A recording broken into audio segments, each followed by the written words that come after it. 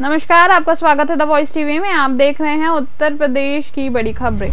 मुख्यमंत्री योगी आदित्यनाथ ने Bharat scout and guides के 19वें राष्ट्रीय मंजूरी की तैयारी की समीक्षा की। 71 साल बाद प्रदेश को मेजबानी मिली है।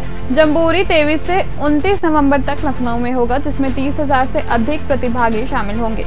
जम्बूरी की थीम आत्मनिर्भर भारत है और यह युवाओं में तकनीकी कौशल विकसित करने का अवसर होगा। सुरक्षा के लिए सीसीटीवी कैमरे लगाए जाएंगे। गढ़मुक्तेश्वर में मुख्यमंत्री योगी आदित्यनाथ की सुरक्षा में बड़ी चूक हुई। कार्तिक पूर्णिमा मेले में निरीक्षण के दौरान कुछ संदिग्ध गुर्दों को पत्रकार बताकर उनके करीब पहुंच गए। सुरक्षा में सेंध लगने के बाद लखनऊ के जांच के आदेश जारी किए गए हैं और विपक्षी दलों ने प्रशासन की लापरवाही पर सवाल उठाए हैं। उत्तर प्रदेश के मुख्यमंत्री योगी आदित्यनाथ ने लखीमपुर खीरी में मुस्ताफाबाद का नाम बदलकर कबीरधाम करने की घोषणा कर सियासी घमासान छेड़ दिया है। वहीं समाजवादी पार्टी प्रमुख अखिलेश यादव ने दीपोत्सव के खर्चे पर सवाल उठाए हैं। सीएम योगी ने पिछली सरकारों पर हमला बोलते हुए कहा कि पहले पैसा कहां जाता था, कब्रिस्तान की बाउंड्री में जाता था।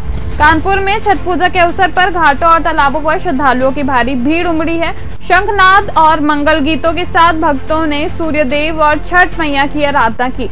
घाट रोशनी से जगमगा रहे थे और आतिशबाजी ने आसमान रंगीन हो गया था। भक्तों ने संतान की दीर्घायु और परिवार के कल्याण की कामना की। गंगा घाटों और नहरों पर विशेष पूजा अर्चना की गई, जिससे वातावरण भक्तिमय हो गया। आईटीआई कानपुर के क्वांटम फिजिक्स वैज्ञानिक प्रोफेसर अमित अग्रवाल को विज्ञान युवा शांति स्वरूप भटनागर पुरस्कार से सम्मानित किया जाएगा। उन्हें यह पुरस्कार विज्ञान और प्रौद्योगिकी के क्षेत्र में उनके महत्वपूर्ण योगदान के लिए दिया जा रहा है। यह पुरस्कार उनके करियर में एक महत्वपूर्ण मील का पत्थर है।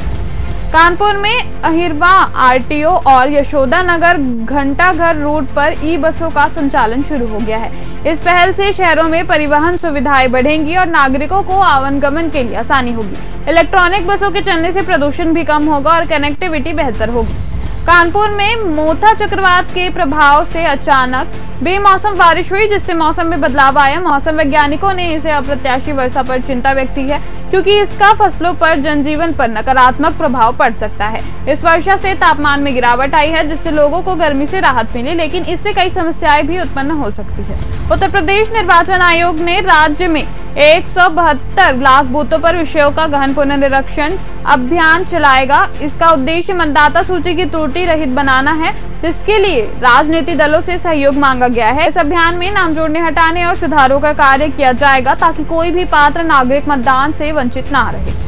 राज्यपाल आनंदीबेन पटेल ने बालिकाओं को शिक्षा, स्वास्थ्य और सर्वांगीण विकास पर ध्यान देने के निर्देश दिए हैं। उन्होंने नियमित स्वास्थ्य शिविर लगाने, हीमोग्लोबिन परीक्षण कराने और हेल्थ कार्ड बनवाने पर जोर दिया। बालिकाओं के बैंक खाते खुलवाने, शिक्षा सुनिश्चित करने और सरकारी योजनाओं का लाभ पहुंचाने के निर्देश दिए गए।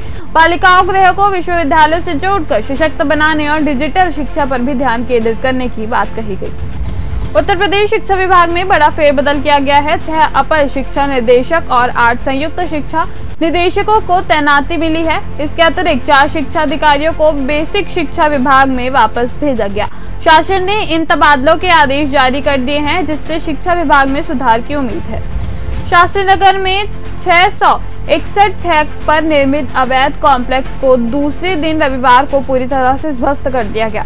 दोपहर करीब 12 से 45 फुट ऊंचा स्ट्रक्चर भरभरा कर गिर गया। इस ध्वस्तीकरण के बाद अब सेंट्रल मार्केट की 31 अन्य परिसर के स्वामियों पर कार्रवाई की तलवार लटक गई है। इन्हें खाली करने के लिए 15 दिन का समय दे दिया गया है। उधर कॉम्प्लेक्स ध्वस्तीकरण के बाद व्यापारी लामबंद हो गए हैं।